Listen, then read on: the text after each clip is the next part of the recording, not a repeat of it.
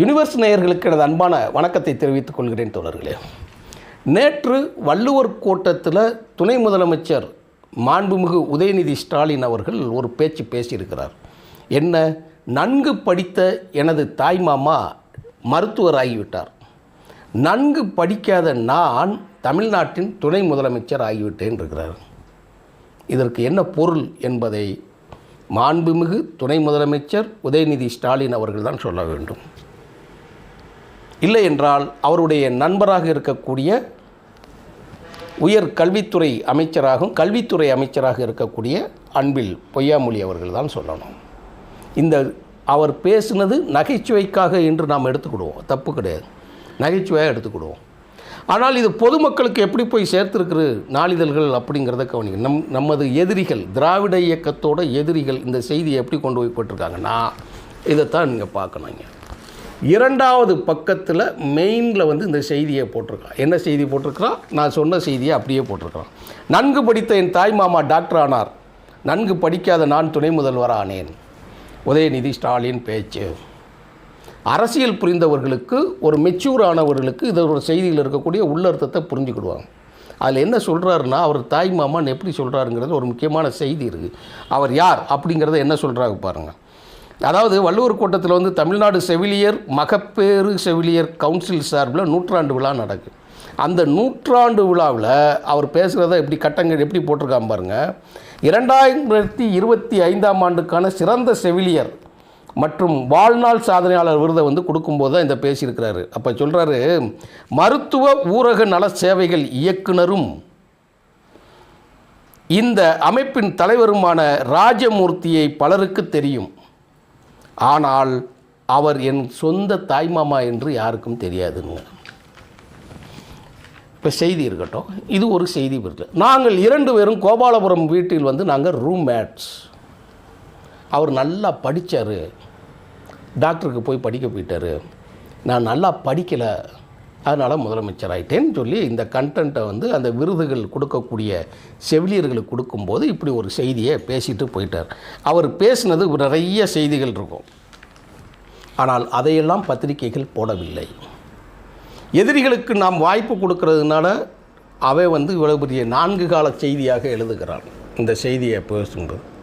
அப்போ படிக்காட்டு நம்ம துணை முதலமைச்சர் ஆகிடலாமா? ஏற்கனவே படிக்காதவன் எல்லா பிற்போக்குத்தனமான செயல்களை செய்தவன் தான் அரசியல்வாதியாக இருக்கிறான் என்கக்கூடிய அவப்பெயர் தற்போது இருக்கிறது. தமிழர்களிலேயே எவ்வளவு அரசியல் விழிப்புணர்ச்சி இருக்கிறதோ அவ்வளவு தூரத்திற்கு அரசியல் முதிர்ச்சி இல்லை என்பதை தோழர்கள் புரிந்து கொள்ள வேண்டும். நான் சொல்கிறதுக்கு 2க்கும் வித்தியாசம் இருக்குது. அரசியல் விழிப்புணர்ச்சி இருக்குது.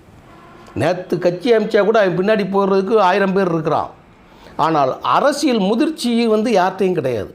அதை பின்புலம் நினைக்கிறதுக்கு யாரும் கிடையாது. அப்போ நீங்கள் பேசுகிறதே கொஞ்சம் நெகட்டிவாக கொண்டு போய் விளம்பரப்படுத்திடுறான், நெகட்டிவாக கொண்டு போய் செய்தியை போய் ஊடகத்தில் சேர்த்துடுறான்.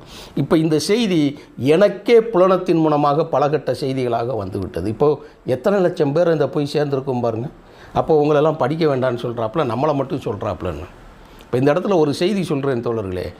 நடிகர் சூர்யா, அவருடைய மனைவியாக இருக்கக்கூடியவர் நடிகை ஜோதிகா, தஞ்சாவூரில் அவருடைய 50வது பட ஷூட்டிங் உடன்பிறப்பே என்கின்ற தலைப்பில் நடந்துக்கிட்டு இருக்கு. அப்போ அந்த கோயிலுக்குள்ளே ஒரு சுற்றுப்பகுதியில் ஷூட்டிங் போகும்போது என்ன நடந்துருச்சுன்னா, அங்கே இருக்கக்கூடிய கோயில், அது சுற்றப்பகுதி, அதில் இருக்கக்கூடிய நீரோடை எல்லாம் பார்த்துட்டு இந்த நடிகை ஜோதிகாவோட மனசு ரொம்ப கஷ்டப்படுது.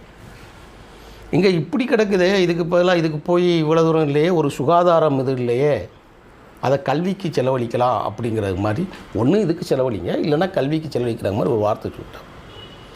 அந்த சொன்ன ஒரு சொல் இன்றைக்கி சூர்யா ஜோதிகா குடும்பமே இன்றைக்கி சென்னையில் கிடையாது, மும்பைக்கு போகக்கூடிய அளவுக்கு ஆக்கி போட்டாங்க. அரசியல் அப்படி இருக்கிறது தோழர்களே. அதைத்தான் நான் சொல்ல வரேன். கல்விக்கு செலவழித்தால் என்ன அப்படின்னு சொன்ன நடிகர் சூர்யாவின் மனைவி ஜோதிகாவுக்கும் அதோட வீச்சு எங்கே போய் சேர்ந்துச்சு? நடிகர் சிவகுமாருக்கு, அவருடைய தம்பி கார்த்தி மன்னிப்பு கேட்குற அளவுக்கு ஆகி, இன்றைக்கி இந்த அரசாங்கம் என்ன செய்தாலும் அவர்கள் என்ன செய்கிறார்கள், இவர்கள் என்ன செய்கிறார்கள் பேசுகிற அளவுக்கு ஆகி போயிடுச்சு. அப்போது ஒரு மிகப்பெரிய அரங்கத்தில் ஒரு உச்சபட்ச பதவியில் இருக்கக்கூடிய துணை முதலமைச்சராக இருக்கக்கூடிய முதலமைச்சர் அவர்களுடைய மகன் அதாவது கலைஞர் கருணாநிதி அவர்களுடைய நேரடி பேரன் நீங்கள். இந்த மாதிரி வார்த்தைகளை பயன்படுத்தும் போது கொஞ்சம் கவனமாக கையாள வேண்டும் என்பது தான் ரொம்ப முக்கியமான செய்தி.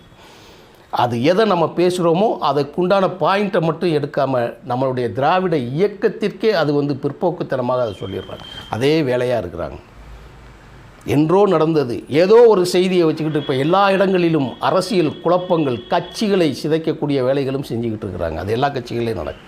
அதை நாம் இனிமேல் நடக்கக்கூடிய நிகழ்வுகளில் வந்து இந்த மாதிரி செய்திகளை நீங்கள் கவனமாக செய்திகளை பதிவிட வேண்டும் என்று யூனிவர்ஸ் விரும்புகிற தோழர்களே. நன்றி, வணக்கம் தோழர்.